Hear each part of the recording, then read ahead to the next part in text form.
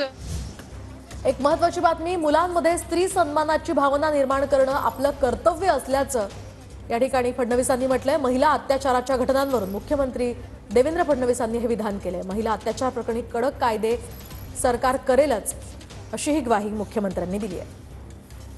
समाजामध्ये स्त्रियांच्या प्रती ज्या प्रकारची हिंसा आपल्याला पाहायला मिळते, वेगवेगळ्या प्रकारचे अपराध पाहायला मिळतात, याच्यावर कायदे आहेत, अजून कडक कायदे आपण करू, पण केवळ कायद्याने हे होणार नाही।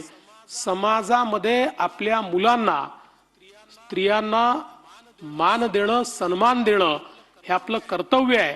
हे जोपर्यंत आपण शिकवणार नाही आणि स्त्री आणि पुरुषामध्ये भेद नाहीये हे जोपर्यंत आपण शिकवणार नाही तोपर्यंत या प्रवृत्ती कमी होणार नाही। आणि म्हणून मला असं वाटतं की आपल्या सर्वांना हा प्रयत्न करावा लागेल।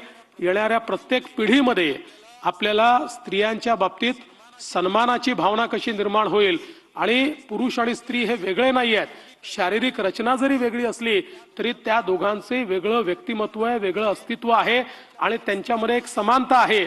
अशा प्रकारचं आपण जोपर्यंत या ठिकाणी प्रतिपादित करणार नाही तोपर्यंत समाजामध्ये जी महिलांच्या प्रति हिंसा आपल्याला पाहायला मिळते ती हिंसा देखील कमी होणार नाही। पण मला विश्वास आहे की येत्या काळामध्ये हे देखील आपण करू। एक मूल्य जी काही आपल्याला रुजवायची आहे ती रुजवण्याचा प्रयत्न आपण करू।